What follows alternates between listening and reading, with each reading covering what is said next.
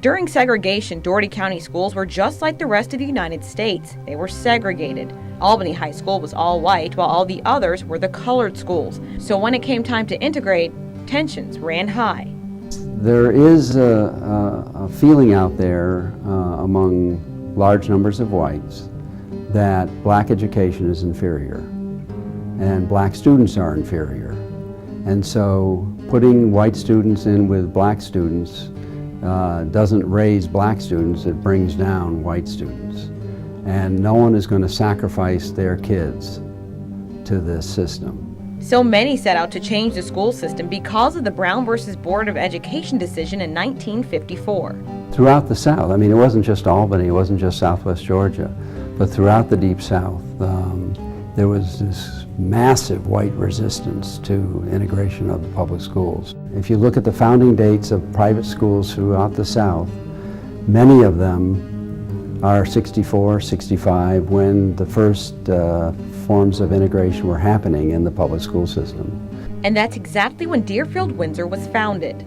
Most private schools cite quality of education as the main reason for their founding, but it's nearly impossible to deny that the student body was 100% white, meaning race also played a factor. And the most troubling part for Formwalt isn't necessarily Deerfield's history, it's the present level of diversity. When you live in a county that's 67% black, and you have a private school system that's 10%, private school that's 10% black, what's going on there? Now, even though race was a factor in Deerfield-Windsor's history, Headmaster Dave Davies says the school has come a long way, and today it's a different story.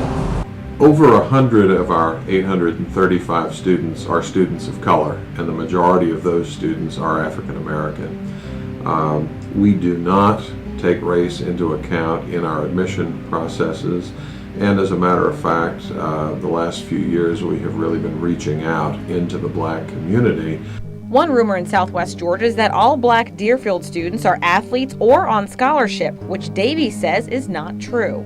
We have black kids who are artists, black kids who are at the top of their class academically, and no, they are not all on financial aid.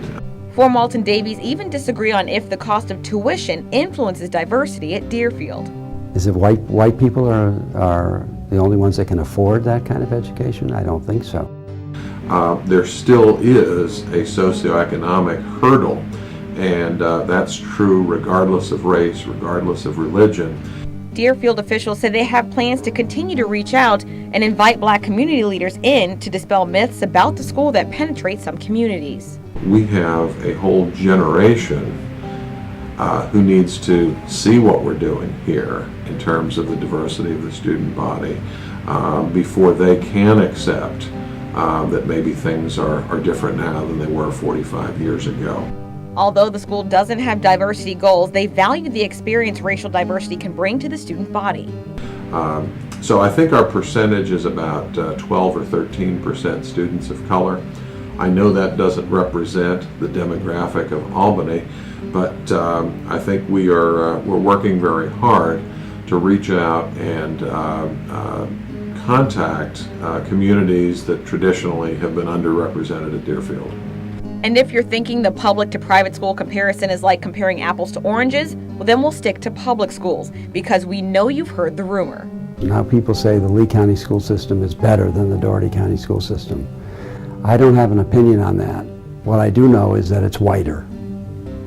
And for many people, whiter means better. So have we got a lot of work to do? We sure do. To see more of my interviews with Albany Civil Rights Institute Executive Director Lee Formwalt and Deerfield-Windsor Headmaster Dave Davies, head to our website, mysouthwestga.com. Romney Smith, Fox 31 News.